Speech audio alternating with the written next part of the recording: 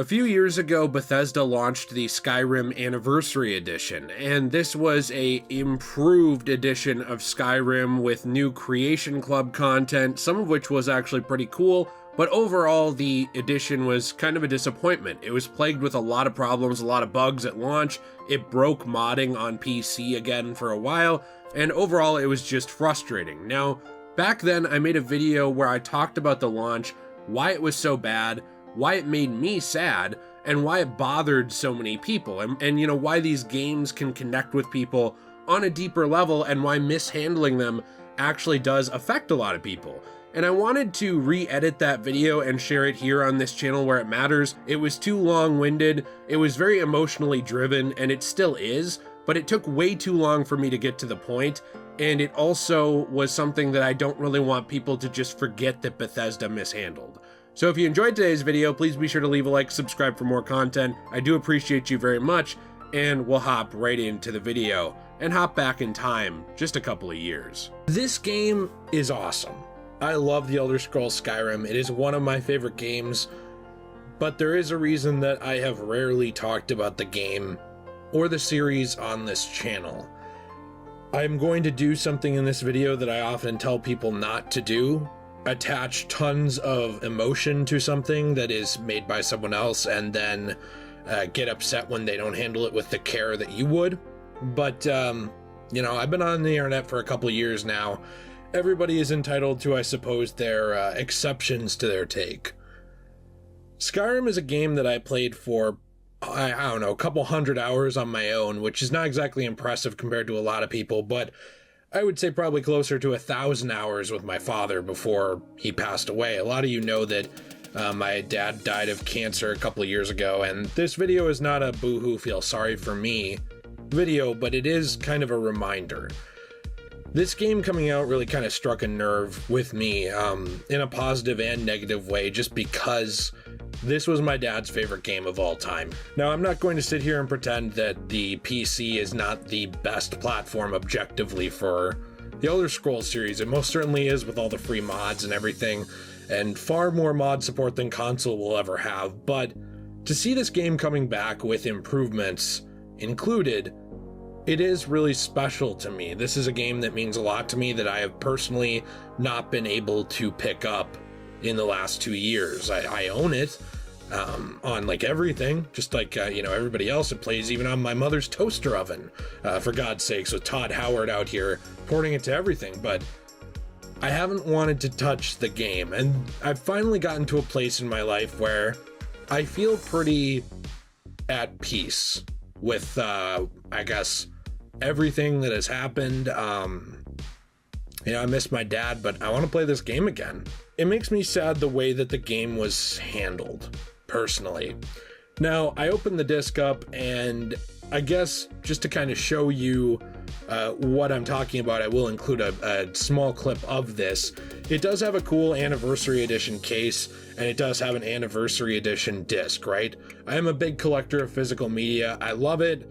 Not just because I like owning something cool, but because I think it's good for preservation. I think it's good to be able to have a disc. You know, in 10 years when you want to play Skyrim Anniversary, you pop this sucker in, and it doesn't matter if that Creation Club's up or not, you have that DLC, all those files accessible on a disc. That's not how they decided to do it.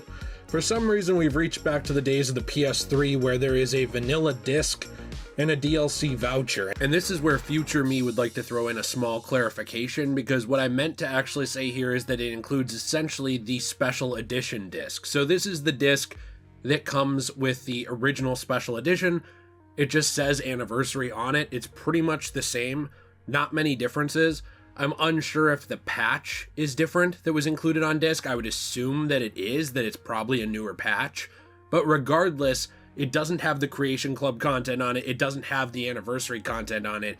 This is an Anniversary Edition upgrade slip that you need to use in order to get it, which makes buying this really pointless if you actually wanted to collect the physical Anniversary Edition and you already own the game. I find it to be a bit of a slap in the face for a game that has been resold like 100 times now. And it's not exactly like they put the most effort into different versions of this game. I mean, come on. You know, the versions for Nintendo have a little bit of extra Nintendo themed stuff. Cool. Worse performance, but a little bit of extra stuff. You know, the special editions, they perform a little better. They look a little better, but it's not worlds apart. There are mods on PC for free that made that upgrade times 10. And now that we get to this point, the 10-year anniversary, where it's a big deal and they put out the trailer and all the hype behind it and get you going on it, they can't even bother to put everything on the disc. Again, I know it's something that's not going to bother some people. A lot of people will play a console game and throw it away like a napkin. I'm not really a fan of doing that with my money. If you want to, that's fine. That's your choice. It's your money. You worked for it. It's not mine. But for me, when I buy something and it says it includes content, I want it to include the content on that disc. Otherwise, I might as well have just not bought the physical version of it. I already have Skyrim Special Edition, and I knew that you could upgrade the disc. I knew that you could actually upgrade and buy an upgrade to get to Anniversary, but I always thought, you know, going into this, and maybe shame on me for assuming positive intent from a company, like I always tell you guys to be wary of, happened to let my guard down this one time, God forbid. But, you know, I just find it insane to me that this is essentially just a special edition Skyrim disc, just with a different printing on it. It really upsets me when I feel like the fans care more about the franchise than the developers or than the creators. This is the way I felt about almost every modern video game and movie and fictional franchise for years. I do have emotional connections to this game, and I do understand that there is a bias there, but what makes me sad at the end of the day is just that these companies can't have this connection to these things that we have. They can't have the connection to actually take it personally, to really put all their effort in, to put all this DLC on disc, to actually offer more content than what they did. Now, I like the new canon armors, if you can even call them that, the new quest lines, the new everything, but parts of it are really, really poorly thought out for a AAA video game from a massive company like Bethesda. For example, fishing. Small games like My Time at Portia have better fishing mechanics than the Elder Scrolls Skyrim Anniversary Edition. All it is press A, wait, press A again, mash it. That's it. That's fishing. Deadly Premonition 1 had more interesting fishing than this. Like a decade ago. What is going on with this thing? Like, why did we even market it off of adding this in?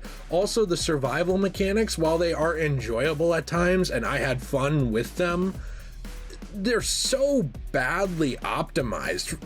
It's insane because in order to actually get around now, you do not fast travel at all. I never understood why you would tie that to survival, because the idea is not with fast traveling that you're teleporting. It's just that you're quickly moving somewhere else to save yourself 5 minutes because you are a human being who will only be on this planet for so long before you die. So you do not need to walk from Winterhold all the way back to Riften for 15 minutes every time you go, right? Well, that's the idea of fast travel. So why remove that just because you're doing a survival mode? Why not just have it be, hey, listen, we're going to add the amount of tiredness and the amount of hunger that it would have taken you to get from point A to point B. Simple math calculation in the game, done. Just a blanket statement of fact. It doesn't help that you get hungry every 2 seconds. I mean, I don't make fun of eating disorders. I don't think that's funny, but whatever is going on with this character would pretty much be akin to a severe thyroid issue. Like, that is what is going on here, because you are hungry all the damn time. You are constantly needing to eat something. But wait, if something isn't cooked enough, it doesn't work. Doesn't actually help you. I'm sorry, I didn't know that if I ate a raw carrot that it wouldn't sustain me for a little while. I don't understand the point of adding in a survival mode if you don't actually take it seriously. The cold mechanic is so ridiculously unforgiving at the beginning of the game that you are essentially having to almost die in order just to get to Bleak Falls Barrow at the beginning to get back the Golden Claw for Riverwood. I was gonna say Riften, but for Riverwood, for the Riverwood Trader. And you are basically for me, I had to sprint by a bunch of enemies just to get by them in order to not die. It was ridiculous. And you can't fast travel away. Plus the warmth mechanics aren't even very well thought out. Your character can be shooting flames from their fingertips, but those flames don't heat them up. What are we doing here? Like, I have seen survival mechanics better implemented from actual modders who are not paid, who are not compensated in any way for their time. They're just sitting out here living their best life, going to work at another job, coming home and working on Skyrim as a developer for free because they like the game. And they are able to optimize and create better survival systems. The thing is, at the end of the day, do I like the extra content? Yes, I like the extra content, but there's so many problems with it. And it's also worth mentioning that if you are on your console and you're on one account and you want somebody else to be able to use the Anniversary Edition upgrade, unless you jump through some hoops to get them on your like family plan where they have DRM access to everything you have on your account and blah blah blah blah through some of these consoles that you can do, which is a waste of time and shouldn't even be a thing anyway. You have to buy the Anniversary Upgrade Edition again. So if you are playing it on your account and you're like, oh, I want my wife to be able to play it or my brother to be able to use that upgrade, that upgrade voucher, since it's not all on the disc, like I beat to death 100 times in this video, well, I guess they're going to have to buy it too if they don't have DRM access to every single piece of digital content that you own. It's ridiculous. I understand that that is also a flaw with the architecture of modern gaming, but come on, Bethesda, you couldn't just put the shit on the disc like you used to do with your Game of the Year editions? I can't believe that some of these mechanics, as interesting as they are, weren't better thought out. To expand even further on why this was so poorly handled, you also had the fact that even if all of this content was more intentional and better in terms of design, you would still have the problem that a lot of these things are just broken in the Anniversary Collection. Now, since this video was released, a lot of these things have been patched. But my point is that this was an old game. This was supposed to be an enhancement to this game, and it never should have had to have been patched. Bethesda has this problem over and over again, where they think it's okay to release something with a billion different bugs, and they think that people will just excuse it forever. They did it with Fallout 3, and there are still bugs and problems with that game today. They did it with Fallout New Vegas. Yes, I know it was made by Obsidian and is probably my favorite video game of all time, but they refused to give Obsidian enough time to actually make the game properly, and because of that, it is also plagued with bugs and other technical issues that people on PC have been kind enough to devote their time for free to try and fix, but nothing ever makes it perfect. And Skyrim Anniversary was supposed to kind of be their crown jewel. It was the 10-year anniversary. It was supposed to be something where they released it. It had all this extra content. The content worked. It added quality of life features. It was supposed to be like the definitive version of Skyrim, at least on console, right? But it wasn't. It was poorly implemented. Some of the new households you'd go to, you could just completely glitch and break the game with. It destroyed the FPS, or it would just straight up crash your game from going there, even though that was one of the things the game was marketed off of. Like I said before, several other features didn't even work, and there were bugs aplenty that you can just look up with the Skyrim Anniversary Edition that were absolutely horrible and should have been unacceptable, but for some reason to Bethesda at launch, it was acceptable. And you know why that is? Because Bethesda doesn't have a problem with releasing broken, buggy messes. What sucks is a lot of those broken, buggy messes are still fun. They are still games that I enjoy, from Fallout 3 all the way through, Fallout 4 and even Fallout 76 to a lot of varying degrees despite its problems. But it should have been seen as unacceptable to take this game that was supposed to be your crown jewel, you were re-releasing it for an anniversary, and it's a buggy mess with features that don't even work, features that weren't well implemented or designed, and overall it wasn't even put on the disc. I know I said that before, but it's just very frustrating. Like, every corner that they could cut with this anniversary collection, they cut that corner, and they cut it with zero shame. And it's just frustrating because the whole reason I had made this video at that time was because I was coming off of the death of my father. It was something that really affected me because this was a game we spent probably 1,000 hours playing together, and it's something where it mattered to a lot of people, and it really felt like it mattered more to all of those fans and all those people than it ever mattered to Bethesda, because to Bethesda, this was just another Skyrim re-release. The trailers were basically pompous puff pieces that were designed to get you to buy it, and then once you had it, it had all these issues, and well, we'll just fix it over time.